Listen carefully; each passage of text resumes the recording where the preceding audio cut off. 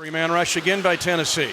Mahomes moving to his left laterally, chased, holding it, and gets out of bounds and up the sideline. He's not out of bounds yet. He's at the 10, inside the 10, he dives for the end zone. Touchdown, Kansas City. A remarkable acrobatic scramble on a 27-yard run. Maybe the best play yet of Patrick Mahomes' incredible young career. That was one of many magical moments during the Chiefs' championship run back in 2019. That was also the last time the Chiefs played the Titans at home, and while the stakes aren't quite as high this time around, hopefully we get a similar result on Sunday Night Football.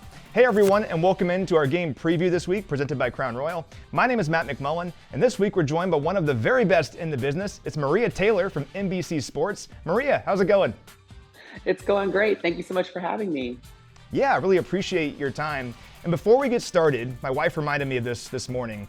Back in week 4, when we played Tampa Bay, most of the NBC crew picked the Buccaneers to win that game against the Chiefs. You didn't. You stuck with us. You picked us to win. Obviously, the Chiefs had a big victory in that game. So before we get started, I appreciate you for having our back. Well, it's funny because that week I came and interviewed Patrick, and I have this whole theme going where I'm like, whoever I interview, I kind of ride with. And Patrick had me believing that this was going to be the game that they came out and played really well. And then, they did.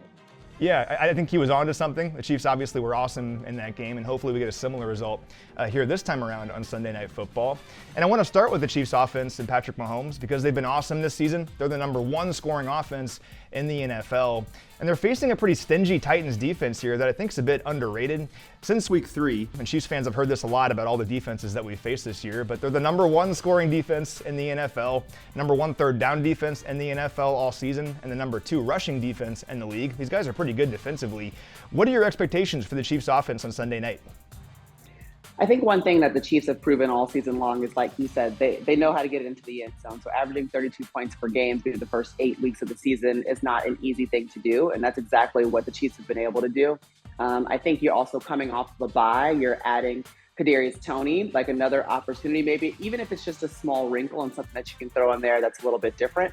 All of those things kind of line up going up against the Titans. So I do agree. They're a stingy defense, and they make great plays when it comes down, when it's necessary.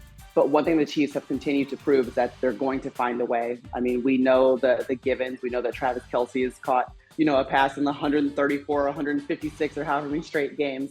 And we've seen Valdez-Scantling do well. And you're coming off of a game against the 49ers before the bye, where Mecole Hardman has 3 touchdowns. It's a 100-yard game for Juju Smith-Schuster, so he's getting more and more comfortable.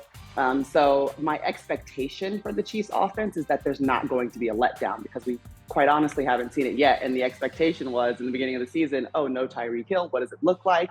And it's been the exact opposite. It's been consistently good. Yeah, it's been fun to see this offense kind of get better as the season has gone on. And that San Francisco game was the ultimate example of what they can be, I think. Just big plays everywhere, everyone contributing against a really good defense as well in San Francisco. So hopefully they can keep that going here against Tennessee's defense. Now looking at the Titans offense, it's pretty simple. It's Derrick Henry. He's their guy. He's the whole focal point of their attack. Amazing game last week against Houston. Had more than 200 rushing yards in that game. He's 3rd in the NFL in rushing this season. We all know the Chiefs need to stop Derrick Henry, so I'm not going to ask you about Derrick Henry. Is there another matchup between the Titans offense and the Chiefs defense that you're watching on Sunday?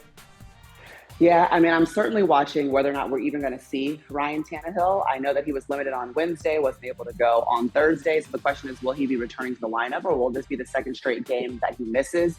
Ever since Taylor Lewan has gone out at tackle for the Titans, they've had a difficult time just pass protecting. So I think the defensive line, for the Chiefs could have a field day if whoever is in the pocket is stepping back to pass and try to create more and more pressure. So that's something that I'm certainly going to watch. I do also think, of course, I just left Nashville. Actually, I was interviewing Derrick Henry. And the one thing I think that could slow down the Chiefs offense is really just long drives for the Titans and keeping the ball out of Patrick Mahomes' hands. So we'll see whether or not they're capable of doing that. But yeah, my biggest question mark, I think, is going to be who's under center and whether or not the Titans can really pass protect and give even an opportunity to look downfield, take some of the pressure off of Derrick Henry. Although he thrives in pressure. He had 32 carries, like you said, over 200 yards against the Texans, and they only scored 17 points. They needed every single yard that Derrick Henry got during that game in order to walk away with the victory. So I do believe if you stop Derrick Henry, you stop the Titans offense. But if you can find a way to create pressure and just get some quarterback sacks, then that's just, that sprinkle on top of the cake. Yeah, I think it's all about making the Titans uncomfortable, right? And when they're comfortable, Derrick Henry's running the ball 30, 35 times a game, easily over 100 yards. But if the Chiefs offense can keep scoring in this game, it's difficult to keep up with the Chiefs if you only run the football. And as we've seen in recent years, when the Titans have to throw, they get uncomfortable. When they throw the ball 30 or more times since 2019, they're 11-12. But when they throw the ball less than 30 times, they're 26-7. So the proof is in the numbers right there. Hopefully the Chiefs can stop Derrick Henry early in this game and get some pressure on whoever is at quarterback throughout this one on Sunday Night Football. Maria, awesome stuff as always. Really appreciate your time. Thanks. Appreciate you guys. See you on Football Night in America.